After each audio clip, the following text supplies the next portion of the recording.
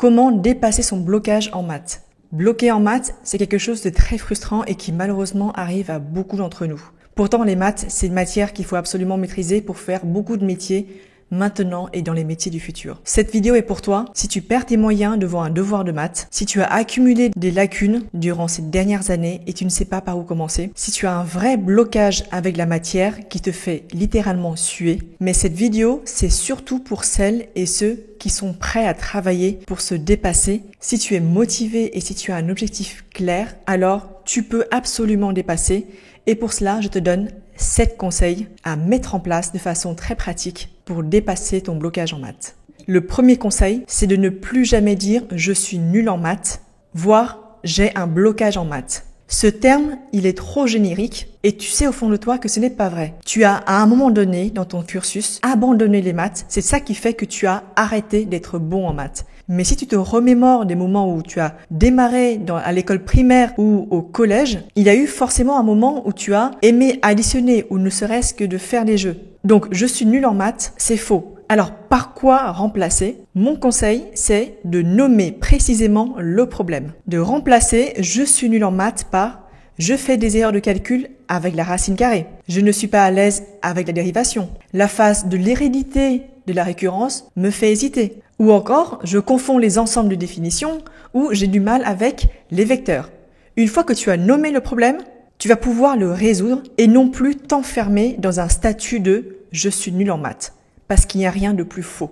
Crois-moi, le changement, il commence dans la tête et ça démarre par enlever des phrases qui te plombent. Deuxième conseil, entraîne-toi au calcul.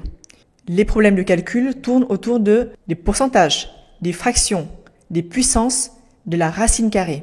Reprends tranquillement ces chapitres et travaille les exercices des plus simples et tu augmentes la difficulté au fur et à mesure. Prends le temps de le faire, maîtrise bien les exercices simples tout d'abord. Tu verras que en maîtrisant les calculs, tu vas gagner en confiance et là, tu vas pouvoir aller sur des exercices plus difficiles et d'autres notions. Et puis surtout, maîtriser les calculs, c'est gagner des points à chaque devoir.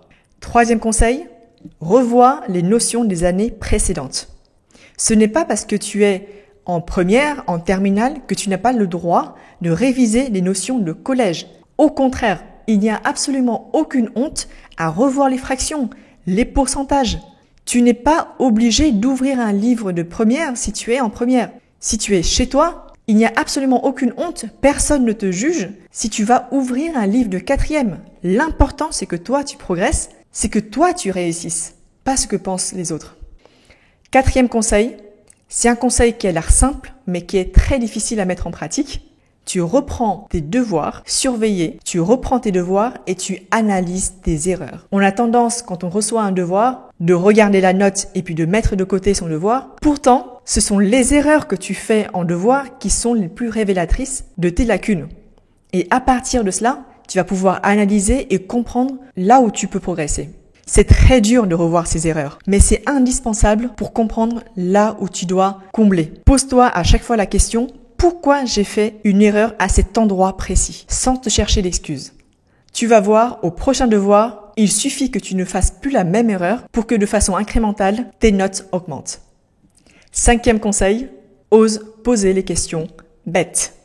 S'empêcher de poser les questions, c'est s'empêcher de progresser. Je sais que c'est extrêmement difficile en cours, devant tout le monde, de poser des questions qui ont l'air bêtes, mais sache que si toi tu poses la question, il y a beaucoup d'autres personnes qui vont te remercier en silence de poser la question.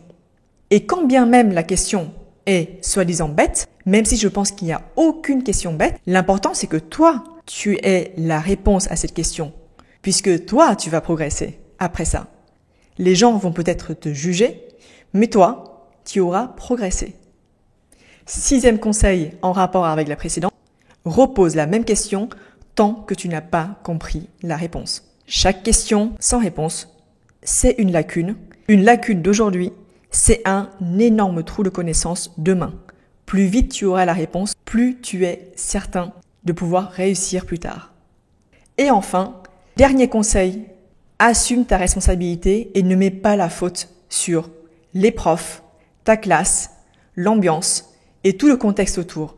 Il y a des gens qui sont dans des contextes très difficiles et qui réussissent. Tout ça parce qu'ils ont un mental de guerrier et qu'ils ont décidé que c'est à eux d'assumer la responsabilité de réussir. Les éléments externes, tu ne pourras pas les changer.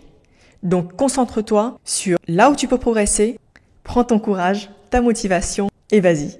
J'espère que ces conseils t'auront aidé. N'hésite pas à faire des commentaires et à poser des questions. Je suis là pour t'aider. À la prochaine vidéo.